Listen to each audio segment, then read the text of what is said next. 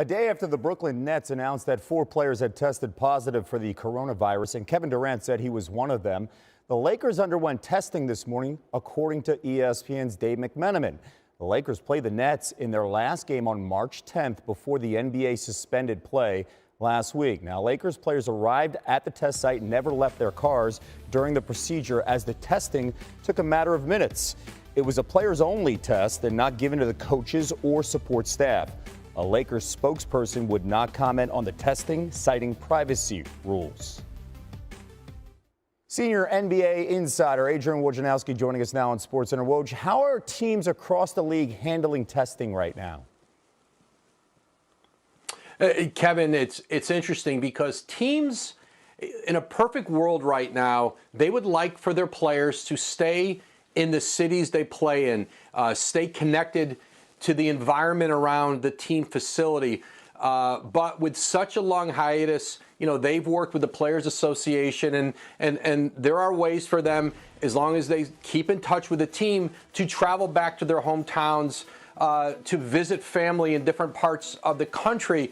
But the concern there is that if a player did show symptoms of the coronavirus outside of, his team's community, then becomes difficult for the team to administer help to them, to get them a test, to have their doctors look after them, because you can't then physically move that player from traveling. And so those are all complications to what's going on right now. Again, teams are hoping they can keep players for as long as they can and as often as they can in the cities where they play. Okay, as uncertainty has become the new norm for all of us, how about the contingency plans? What are being discussed within the league right now?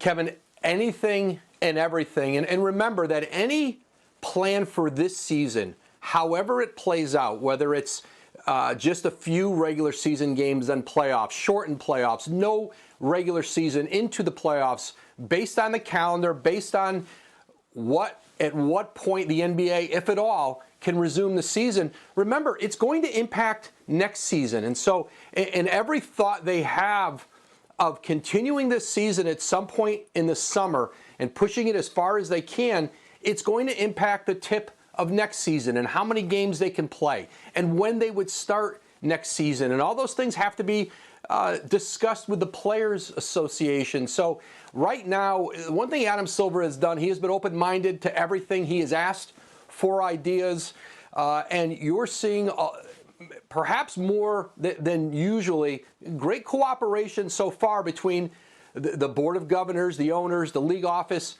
and the Players Association, because the one thing they all agree on is they don't want to lose this season. They want to find a way to salvage something of it. And now more than ever, we need to see people come together. And so far, 7 players are known to have tested positive for the COVID-19 virus. Woj, thank you. Coming up at 7 Eastern, continuing coverage of the coronavirus impact on the NBA. Stand by for an interview with Commissioner Adam Silver live with the Jump's Rachel Nichols. Also ahead, the NFC South quarterback shakeup. You got Tom Brady going to Tampa Bay, Teddy Bridgewater heading to the Panthers. We're going to rank the 4 starting quarterbacks in that division, plus the Bears and their brewing quarterback battle. Does the trade for Nick Foles mean for Mitchell Trubisky's future? It's ahead on SportsCenter.